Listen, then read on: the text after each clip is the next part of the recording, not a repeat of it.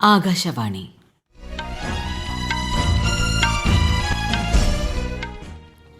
നമസ്കാരം. വാർത്തകൾ വായിക്കുന്നത് സീന ആന്റണി.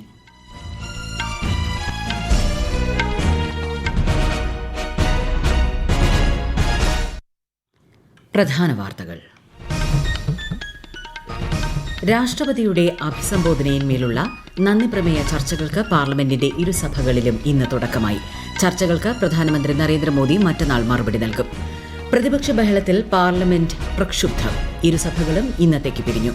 കേരളത്തിലെ റെയിൽവേ വികസനത്തിന് 3795 കോടി രൂപയുടെ റെക്കോർഡ് വിഹിതമാണ് ബജറ്റിൽ ഇക്കുറി അനുവദിച്ചിരിക്കുന്നതെന്ന് റെയിൽവേ മന്ത്രി അശ്വിനി വൈഷ്ണവ്. സംസ്ഥാന ബജറ്റിന്മേലുള്ള പൊതുചർച്ചയ്ക്ക് നിയമസഭയിൽ ഇന്ന് തുടക്കമായി.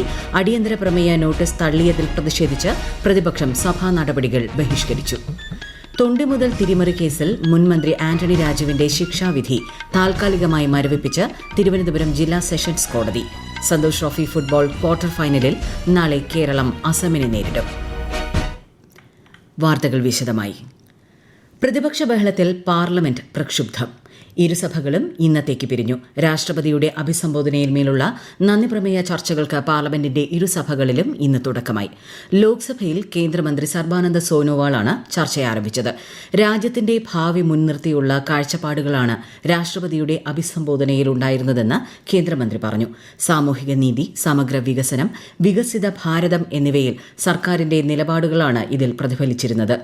ആഗോള പ്രതിസന്ധിക്കിടയിലും ഇന്ത്യ അതിവേഗം വളരുന്ന സമ്പദ് വ്യവസ്ഥയായി തുടരുകയാണെന്നും ശ്രീ സോനോവാൾ വ്യക്തമാക്കി. കേരളത്തിൽ നിന്നുള്ള MP സി സദാനന്ദൻ മാസ്റ്റർ രാജ്യസഭയിൽ നന്ദിപ്രമേയ ചർച്ചകൾക്ക് തുടക്കം കുറിച്ചു. വികസിത ഭാരതത്തിലേക്കുള്ള രാജ്യത്തിന്റെ യാത്രയ്ക്ക് സഹായിക്കുന്ന വ്യക്തമായ കാഴ്ചപ്പാടുകളാണ് അഭിസംബോധനയിലുണ്ടായിരുന്നതെന്ന് അദ്ദേഹം പറഞ്ഞു. 25 കോടി ജനങ്ങളെ ദാരിദ്ര്യത്തിൽ നിന്ന് കരകയറ്റാനും 95 കോടി ജനങ്ങൾക്ക് സാമൂഹിക സുരക്ഷ ഉറപ്പു നൽകാനും സർക്കാരിന് സാധിച്ചതായും അദ്ദേഹം വ്യക്തമാക്കി. നന്ദിപ്രമേയ ചർച്ചകൾക്ക് പ്രധാനമന്ത്രി നരേന്ദ്രമോദി മറ്റന്നാൾ ലോക്സഭയിൽ മറുപടി നൽകുമെന്ന് കേന്ദ്രമന്ത്രി കിരൺ റിജിജു അറിയിച്ചു. ലോക്സഭയിൽ നന്ദിപ്രമേയ ചർച്ചയ്ക്കിടെയുള്ള ലോക്സഭാ പ്രതിപക്ഷ നേതാവ് രാഹുൽ ഗാന്ധിയുടെ പരാമർശങ്ങളെ വിമർശിച്ച് കേന്ദ്ര പാർലമെന്ററി കാര്യമന്ത്രി കിരൺ റിജിജു. ശ്രീ രാഹുൽ ഗാന്ധിയുടെ പരാമർശങ്ങൾ അനാവശ്യമാണെന്നും അദ്ദേഹം സഭയുടെ നിയമങ്ങൾ ലംഘിച്ചതായും ശ്രീ റിജിജു പറഞ്ഞു. रूल 349 के तहत कोई भी मैगजीन, किताब या कोई भी पब्लिकेशन का जब तक आप ऑथेंटिक नहीं करते हैं या उस चर्चा से संबंधित नहीं है, चर्चा नहीं कर सकते. स्पीकर ने रूलिंग दिया, अब जब चेयर से रूलिंग देता है तो वो फाइनल होता है और चेयर को हम चैलेंज नहीं कर सकते हैं. രാഹുൽ ഗാന്ധിയുടെ പരാമർശം സഭയെ തെറ്റിദ്ധരിപ്പിക്കുന്നതാണെന്ന് രാജ്യരക്ഷാമന്ത്രി രാജ്നാഥ് സിംഗ് ലോക്സഭയിൽ പറഞ്ഞു. മുൻ കരസേനാ മേധാവി മനോജ് മുകുന്ദ് നരവണെയുടെ പ്രസിദ്ധീകരിക്കാത്ത ഓർമ്മക്കുറിപ്പിലെ പരാമർശങ്ങളാണ് ശ്രീ രാഹുൽ ഗാന്ധി സഭയിൽ ഉന്നയിച്ചത്. नरवणे जी ने प्रधानमंत्री जी के बारे में, राजनाथ सिंह जी के बारे में अपनी किताब में साफ लिखा है. वो एक आर्टिकल में आया है. मैं आर्टिकल को कोट कर रहा हूँ, मुझे बोलने नहीं दे रहे हैं. मैं नहीं बोल रहा हूँ, नरवणे जी ने ये किताब लिखा है. പരാമർശത്തിനെതിരെ ഭരണപക്ഷാംഗങ്ങൾ ഒന്നടങ്കം രംഗത്ത് വന്നതോടെ ലോക്സഭ പ്രക്ഷുബ്ധമായി. തുടർന്ന് 2 തവണ നിർത്തിവെച്ച സഭ 4 മണിയോടെ ഇന്നത്തേക്ക് പിരിയുകയായിരുന്നു. കേരളത്തിലെ റെയിൽവേ വികസനത്തിന് 3795 കോടി രൂപയുടെ റെക്കോർഡ് വിഹിതമാണ് ബജറ്റിൽ ഇക്കുറി അനുവദിച്ചിരിക്കുന്നതെന്ന് കേന്ദ്ര റെയിൽവേ മന്ത്രി അശ്വിനി വൈഷ്ണവ്. 35 റെയിൽവേ സ്റ്റേഷനുകളുടെ പുനർവികസനമടക്കം 18,000 കോടി രൂപയുടെ റെയിൽ വികസന പദ്ധതികൾ സംസ്ഥാനത്ത് നടപ്പാക്കി വരികയാണെന്നും അദ്ദേഹം ന്യൂഡൽഹിയിൽ വാർത്താസമ്മേളനത്തിൽ പറഞ്ഞു. അങ്കമാലി ശബരി റെയിൽപാതയ്ക്കുള്ള സ്ഥലമേറ്റെടുക്കൽ നടപടികൾ സംസ്ഥാന സർക്കാർ ആരംഭിച്ചതായും കേന്ദ്രമന്ത്രി പറഞ്ഞു. Kerala has been allotted a record budget of 3,795 crore rupees for railway. The very long demanded project Angamali Sabrimala, the state government has started the land acquisition and therefore now the Angamali Sabrimala new line project has once again started. 105 rail over ബ്രിഡ്ജുകളുടെ നിർമ്മാണമടക്കം വിവിധ railway വികസന പദ്ധതികൾക്കുള്ള സ്ഥലമേറ്റെടുക്കലിനായി സംസ്ഥാന സർക്കാരിന്റെ പിന്തുണ ആവശ്യപ്പെട്ടിട്ടുണ്ട്. അതിവേഗ ട്രെയിനുകളുടെ കാര്യത്തിൽ അടുത്ത ഘട്ടത്തിൽ കൂടുതൽ നഗരങ്ങളെ ഉൾപ്പെടുത്തും. മെട്രോമാൻ ഇ ശ്രീധരന്റെ പ്രവർത്തനങ്ങളെ എല്ലായ്പ്പോഴും പിന്തുണച്ചിട്ടുണ്ടെന്നും ശ്രീ അശ്വിനി വൈഷ്ണവ് ചോദ്യങ്ങൾക്ക് മറുപടിയായി അറിയിച്ചു.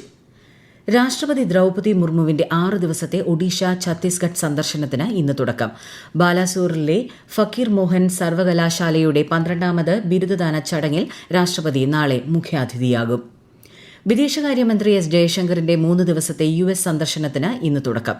US വിദേശകാര്യ സെക്രട്ടറി മാർക്കോ റൂബിയോ വിളിച്ച ക്രിട്ടിക്കൽ മിനറൽസ് മന്ത്രിതല യോഗത്തിൽ കേന്ദ്രമന്ത്രി പങ്കെടുക്കും. പെണ്ണയ്യാർ നദീജല തർക്കം പരിഹരിക്കുന്നതിന് 1 മാസത്തിനുള്ളിൽ ട്രൈബ്യൂണൽ രൂപീകരിക്കാൻ സുപ്രീം കോടതി കേന്ദ്ര സർക്കാരിന് നിർദ്ദേശം നൽകി. വെള്ളം പങ്കിടുന്നതുമായി ബന്ധപ്പെട്ട് തമിഴ്നാടും കർണാടകയും തമ്മിൽ ദീർഘകാലമായി തർക്കം നിലനിൽക്കുന്ന സാഹചര്യത്തിലാണ് ഉത്തരവ്. പെണ്ണയ്യാർ നദിയിൽ കർണാടക ചെക്ക് ഡാമുകൾ സ്ഥാപിച്ച് വെള്ളം വഴിതിരിച്ചുവിട്ട നടപടി ചോദ്യം ചെയ്ത് 2018 തമിഴ്നാട് സർക്കാരാണ് ഹർജി ഫയൽ ചെയ്തത്. ഈ വാർത്തകൾ ആകാശവാണിയിൽ നിന്ന്.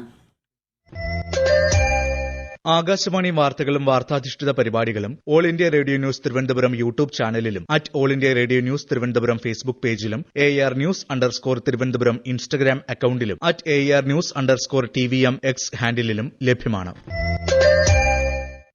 സംസ്ഥാന ബജറ്റിന്മേലുള്ള പൊതുചർച്ചയ്ക്ക് നിയമസഭയിൽ ഡെപ്യൂട്ടി സ്പീക്കർ ചിറ്റയം ഗോപകുമാർ ഇന്ന് തുടക്കം കുറിച്ചു. പോലീസിന്റെ പരോൾ നടപടികൾ സംബന്ധിച്ച ആരോപണങ്ങളിലെ അടിയന്തര പ്രമേയ നോട്ടീസ് സ്പീക്കർ തള്ളിയതിൽ പ്രതിഷേധിച്ച് പ്രതിപക്ഷം ഇന്ന് സഭാ നടപടികൾ ബഹിഷ്കരിച്ചു. പ്രതിപക്ഷത്ത് നിന്ന് KK രമയാണ് അടിയന്തര പ്രമേയ നോട്ടീസ് നൽകിയത്.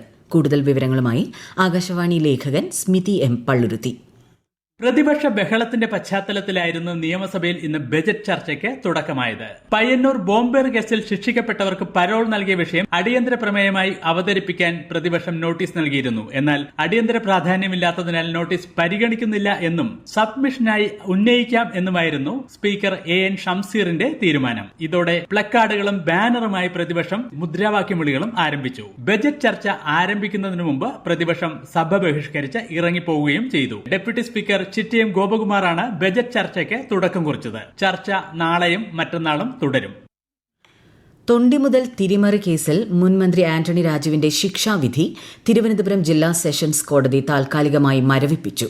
ആന്റണി രാജു നൽകിയ ഹർജി പരിഗണിച്ചാണ് കേസിൽ അന്തിമ വിധി വരും വരെ ശിക്ഷാവിധി മരവിപ്പിച്ചത്. ശിക്ഷാവിധി മരവിപ്പിച്ചെങ്കിലും കുറ്റക്കാരനെന്ന കോടതി വിധിയും നിയമസഭാംഗത്വത്തിനുള്ള അയോഗ്യതയും നിലനിൽക്കും. സംസ്ഥാനത്ത് SIRന്റെ ഭാഗമായുള്ള അന്തിമ വോട്ടർ പട്ടിക ഈ മാസം 21 പ്രസിദ്ധീകരിക്കും. ഇതുവരെ ലഭിച്ച അംഗീകരിക്കപ്പെട്ട അപേക്ഷകൾ ഉൾപ്പെടുത്തിയാകും പട്ടിക പ്രസിദ്ധീകരിക്കുകയെന്ന് മുഖ്യ തെരഞ്ഞെടുപ്പ് ഓഫീസർ രത്തൻ യു കേൽക്കർ അറിയിച്ചു. പട്ടികയുമായി ബന്ധപ്പെട്ട അവകാശവാദങ്ങളും പരാതികളും സമർപ്പിക്കാനുള്ള സമയപരിധി അവസാനിച്ചെങ്കിലും പൊതുജനങ്ങൾക്ക് തുടർന്നും അപേക്ഷകൾ സമർപ്പിക്കാൻ അവസരമുണ്ടാകുമെന്നും അദ്ദേഹം വ്യക്തമാക്കി.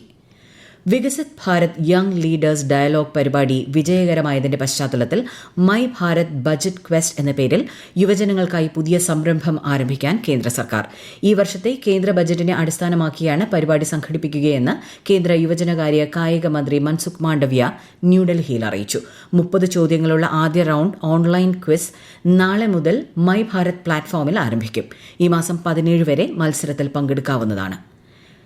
പാൻ കാർഡ് ഡൌൺലോഡ് ചെയ്യാൻ ആവശ്യപ്പെട്ട് പൊതുജനങ്ങൾക്ക് ലഭിക്കുന്ന ഇമെയിലുകൾ വ്യാജമെന്ന് കേന്ദ്ര സർക്കാർ.